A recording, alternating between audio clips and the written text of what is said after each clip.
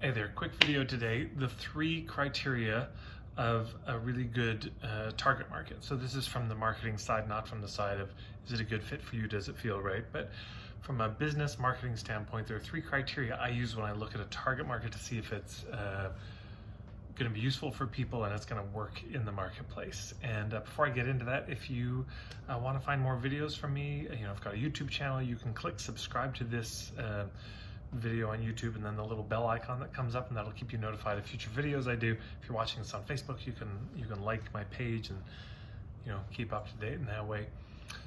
And if you like this video a lot, you could share it with your friends. Okay, so 3 criteria of a good target market. Number 1 is it's clear. This is so important. And when I say clear, I mean you should know immediately when you hear it if you're in the group or not. If you say, I work with burned out medical doctors, I just know I'm not in that group. There's no fuzziness, you see.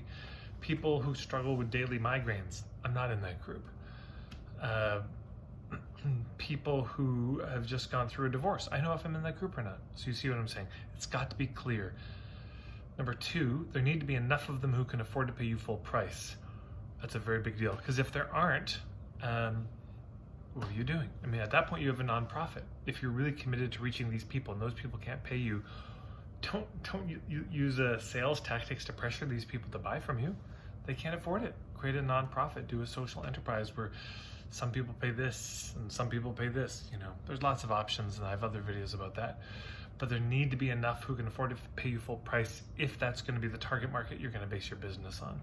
Number 3, you need to be able to find them, meaning there need to be hubs. So I've written a lot about this. I wrote an ebook called Hub Marketing about this. I've got a lot of videos you can check out under the Hub Marketing playlist. So there you go. Those are the 3 criteria. Is it clear? Are there enough of them who can pay you full price? Can you find them? Because if any one of those is off, it's not going to work. And in fact, it's just you want to rethink your whole business model at that point, and try to find another target market that's going to work better.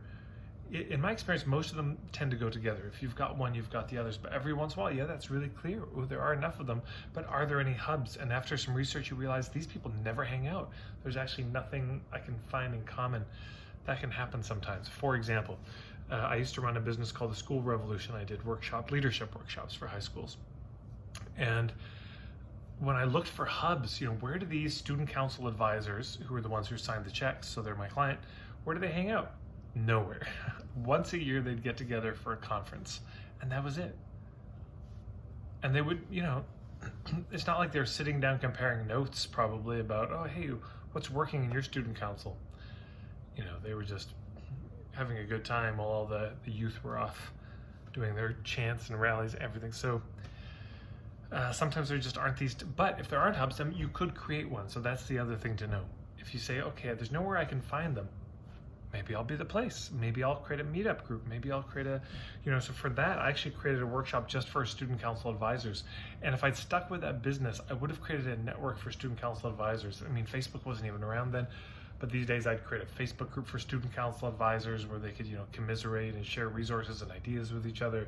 I'd have maybe a quarterly or maybe just an annual meeting to get them together to learn from each other, that kind of thing. So I could create the hub if that one wasn't there.